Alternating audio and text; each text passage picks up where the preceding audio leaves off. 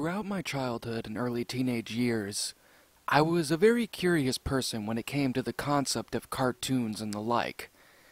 I'm not really 100% sure what caused this or triggered my constant berating questions in life, but all I do know is that it happened, and it really hasn't left my system.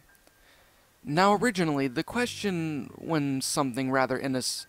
Now, originally, the questions that I said were something that were rather innocent and basic ones that my 5-year-old mind would come up with, like, why is the train blue instead of red?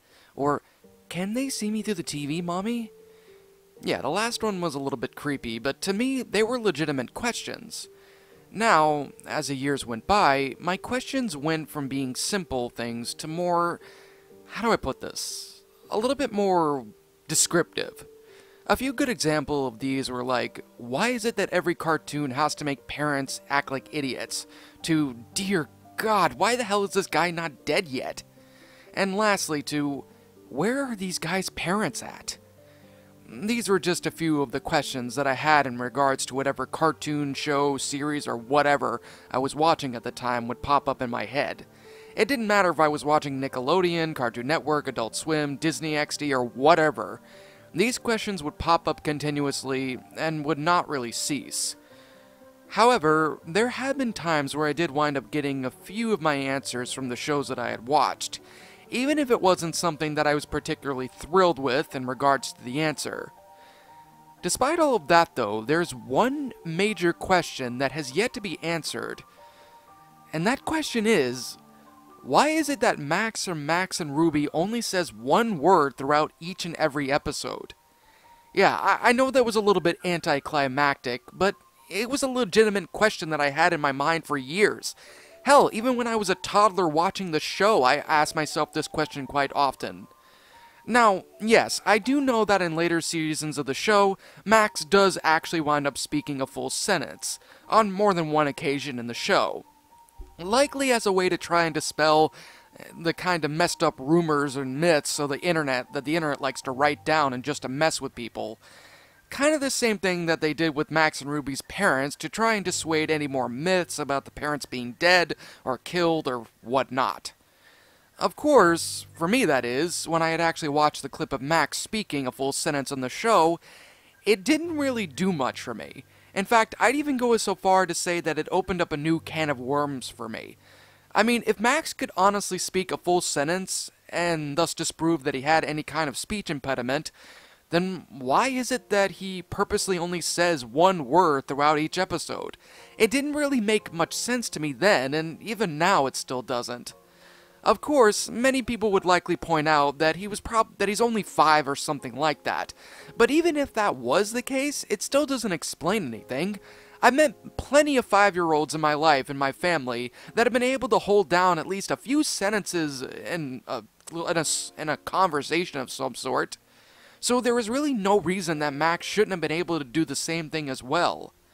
Of course, this led me to do my own sort of research on the topic itself, and while I did manage to find out that some people have had the same kind of questions, like myself, on a few forums on Reddit and even Yahoo Answers, I wasn't really able to get any more answers aside from, well, that. This kinda put me in a bit of a rut for quite some time, and even for a few weeks, I had completely forgotten about what it was that I was looking for to begin with. That is, however, until one of the staff at Nickelodeon Studios had somehow caught wind about my little investigation that I was doing, and hit me up in an email. Which, when I first found out about it, I nearly shat a ton of bricks with excitement. Opening up the email, I was greeted by a small email response from a man by the name of Jonathan White, who apparently had worked with Nickelodeon Studios itself. This is what he sent me. Dear Mr. Adams, I'd like to introduce myself to you. My name is Jonathan White, and as you can obviously tell from the email addressed above, I'm one of the many workers at Nickelodeon Studios.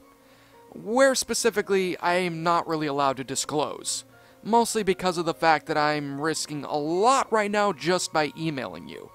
Yeah, I know, sounds dumb as all hell, but when your company is owned by the bastards down at Viacrotch, you're gonna have to do a lot to make sure that you don't get caught. Which in retrospect is I'm honestly kind of failing to do because I'm sending this to you via the official studio email. Now with that said and done, why am I sending you this? Especially given the fact that this was all based around a simple question that you apparently had. Honestly, I'm not really going to hold anything back when I say that I really don't give too much of a shit about working here anymore. In fact, I've already pretty much put in my 2 weeks notice for this godforsaken company. So if they wind up catching me, it's really no skin on my nose. However, for you, I would fully recommend that you delete this email as soon as you're done downloading the file attached to it. Which I will ultimately do as well once I know that you're done doing that. Now, under no circumstance should you take any screenshots of this episode, post any clips, or really anything else other than writing about it. But even then, I'd still be extremely cautious. You don't want to mess with a company that has more money in lawyers than you will ever have. You just don't want to take that risk. Now, getting back to what I said, why am I sending you this? Basically, to simply answer your question. I myself have had this question in the past before I managed to run across this. This is something that was taken more or less from the archives of Nickelodeon Studio, but that's really all I can honestly say. I mean, if you want any more kind of questions, don't come here asking me because I don't have a whole lot of them. But even then, it's best to just really limit the amount of questions that you say. It really is. But I hope that this answers whatever question you have. And even then, take care. Looking down at the email, there was a download link for me to click on, which I did before deleting the email. Now, the link in question wasn't really a link to any kind of web page or anything like it, but instead immediately downloaded a .mp4 file on my computer's hard drive, which was a little bit odd, but I didn't really think too much of it. Likely chances it was probably some way of this guy making sure of it that it didn't get tracked. Once the download had completed, I exited out of my emails, and then, before deleting it, and then went over to my downloads folder where I wound up finding the video. Once I had found it, I clicked on it and began watching the contents of the episode. To my surprise, the whole episode was completely animated, minus the sound effects and the majority of the music, which was to be expected due to this possibly being cancelled of some sort, and the guy himself did, of course, mention that this was an episode of some sort. However, the intro still did have the original music, sound effects, and song, and everything else in it, which I wasn't exactly too happy with, as I personally find it to be extremely grating on my nerves, and very, very repetitive. After the intro, the scene then cut to show the living room of the house of the two bunnies, before slowly panning over to the right side of the screen to show a shadow of Ruby in the kitchen mixing something in a bowl. The scene then cut to show Ruby vigorously mixing what looked to be a vanilla cake batter with a wire whisk, but while taking in a few deep breaths. After a few good whisk, the camera then pans out to show Ruby's entire body, with a few glops of cake batter splattered at various parts of the counter, as well as on Ruby's ears and her face as well. She then proceeded to wipe her head with her non-battered covered hand, and then said, "Well, that took me a lot longer than I wanted it to, but at least it's done now," Ruby said before a frown immediately covered her face instantly. "Well, it will be done when I'm done baking the thing." Ruby then yawned before rubbing her eyes with her hand.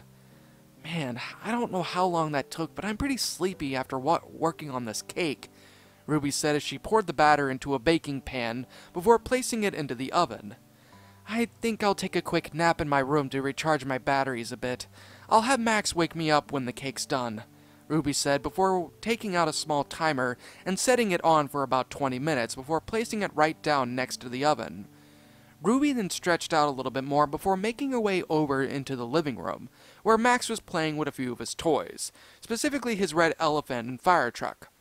"Vroom, vroom," Max said as he swooped his fire truck into the air a bit before placing it back down onto the floor. Ruby then enters the scene and makes her way over towards her little brother. Max immediately looked up to see his sister standing next to him, to which he immediately sits up and asked, "Oh, hi Ruby, what's up?" Max asked. Oh, nothing too much, Max, just making a cake, Ruby said with a soft yawn. Max simply smirks a little bit before saying, Another cake? I thought you were making a ton of fancy desserts in there, with how long you've been in that kitchen for, Max said in a slightly smart-aleck way. Yes, Max, I know that, but this cake is a special cake, Ruby answered. And all the other cakes that you've made don't count as being special ones. How exactly? Max asked. Ruby rolled her eyes at her brother's choice of wordplay and then answered, It's special because it's homemade, Ruby answered. Max looked at her, a little bit confused. But, Ruby, aren't all your cakes homemade? Ruby asked her. Max asked her. Some are, but for cakes like my little tea parties and things like that, I used a simple boxed mix. It's a lot quicker, Ruby answered. Well, okay then. So what is it that you need me to do, Ruby? Max asked his tired sister. Well, what I was going to ask you was for you to keep an eye and ear out for the cake that I have in the oven. I have a timer on the stove, so when you hear a ding, wake me up and I'll take the cake out of the oven, Ruby said. Think you can handle it? Sure thing, Ruby, Max said before giving off a small little salute, which in turn made Ruby giggle a little bit in the process. Okay, Max, thank you. I'll be upstairs napping in my room if you need me, Ruby said before making her way upstairs into her room. You're welcome, Ruby, Max answered back. The scene then quickly cut to show Ruby walking up the stairs slowly and towards her room in the hallway before walking into her room and closing the door shut. The scene then reverted back to show Max going back to play with his toys. Now, for the most part of this episode, Max attempted as best as he could to try and check up on the cake as often as possible. However, like with most kids his age, Max started to become a little bit more preoccupied with his toys rather than the cake. And because of this, he checked up on the cake a lot less often. And every time he didn't check it, the scene would cut to the cake in the oven getting darker and darker on the top with each moment that had not been checked. Now, when I first watched this episode, I was fully expecting something along the lines of the following to happen. Max would then stop checking on the cake entirely, and slowly began to play and only play with his toys. Then he would lose complete track of time and forget about the cake in the oven, even with the timer supposedly going off in the process. Then, as expected, the cake would then burn in the oven to a full crisp, becoming completely and utterly inedible.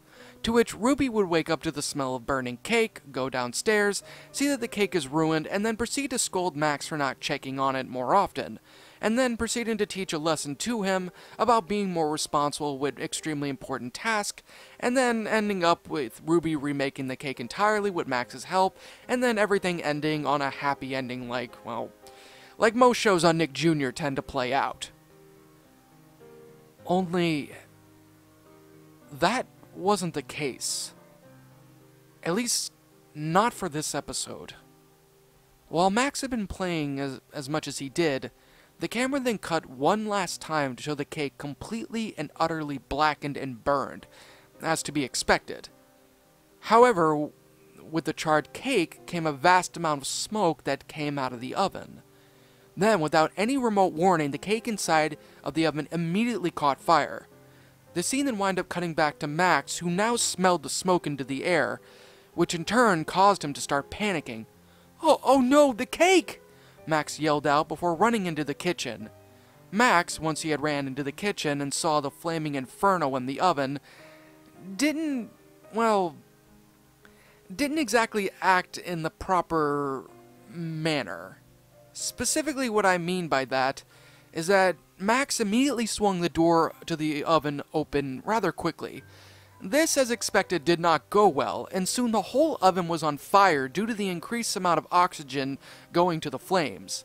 Max, now practically having a panic attack, immediately grabbed the cake pan with both of his paws that weren't covered, before immediately screaming in pain and throwing the flaming fireball of a cake aside.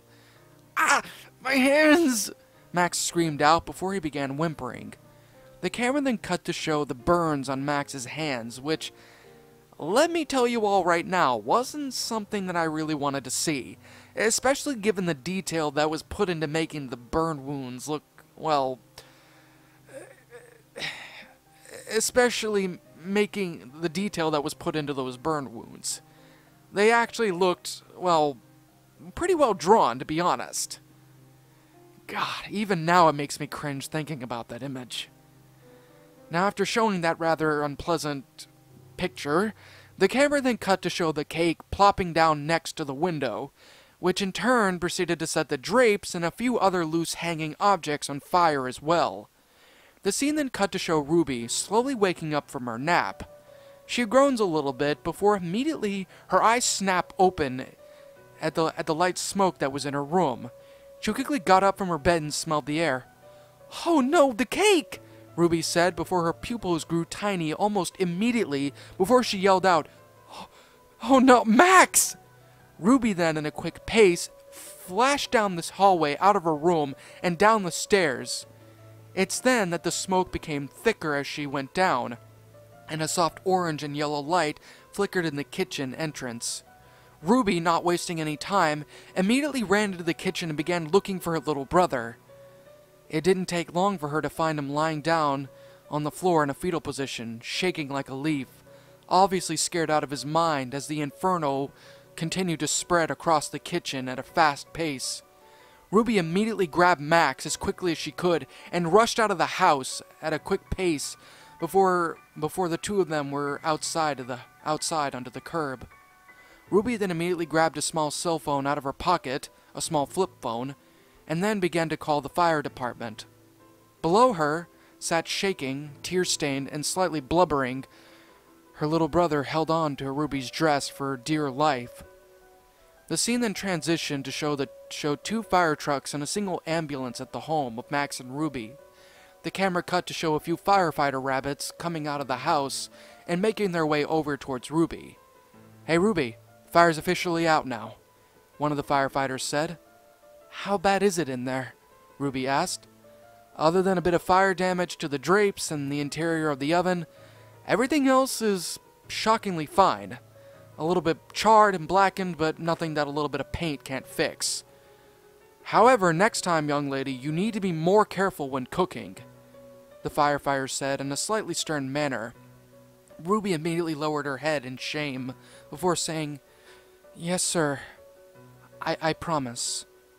The firefighters immediately left the scene, to which Ruby did the same, walking over towards the ambulance. The scene then cut to show the outside of the ambulance opened up with Max sitting down at the base of the entrance, while a female nurse rabbit bandaged up his burnt hands. Ruby then came into the scene and looked completely and utterly guilt-ridden at what had happened as she looks at the wrapped wounds on Max's hands. Sorry," Max said, still tear-stained and shaking and stuttering a bit. "It's okay, Max. It's not your fault. I shouldn't have taken that nap.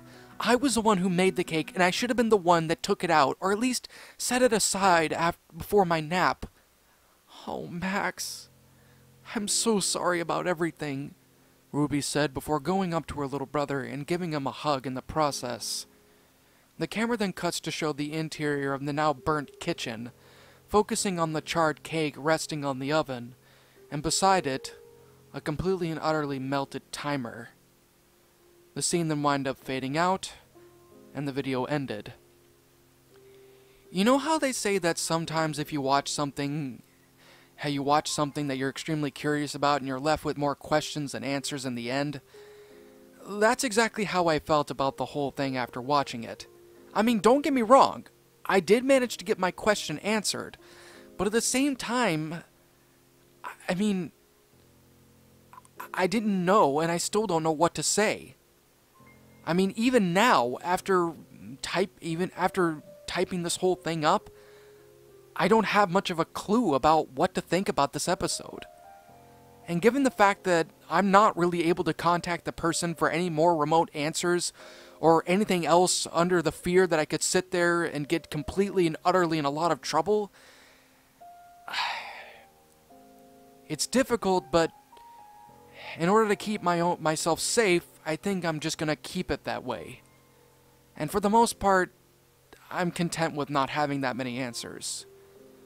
For anybody wondering, I don't have the video anymore. I've since deleted it from my hard drive about a few weeks back. Why did I do this? Honestly, because I wanted to. It's as simple as that.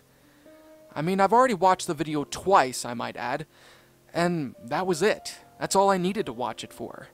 And even if I hadn't deleted it, it's not like I could have provided anything due to a possible lawsuit and everything from Viacom, or the video getting tracked. I mean, there's not much I could have done. And so if anything, it would have just been clutter on my computer until I wound up either doing something about it or just deleting the video, which is ultimately the decision that I made after keeping it for some time. Regardless though, despite the dark concept itself in this episode, it was still pretty enjoyable, albeit messed up at times. However, even with that said, at least I do know, and I'm quite sure many of you all know, why exactly Max rarely says anything, or says a single word in most of the episodes now. He's still traumatized from that fire that came by, due to that cake nearly burning down the kitchen. In fear and surprise, as your eyes widen, your mouth goes dry with each battered breath. You try to scream, your mind begs to leave, glued to your computer screen. The killers they slash, the tapes burn and crash. The cartridge you bought will be your final haunt. The rituals of hate will seal your fate. The tears you shed will be from the fear-gripping horror-driven nightmarish gore-filled, terrorizing, hateful, burning, violent, rage-inducing, knife-slashing, blood-splattering, silent screams. Only time will tell if you will escape this online hell. Your horror-filled obsessions will come with its own regressions. Your pathetic screams will not be heeded in any way, because your nightmares will come at any day.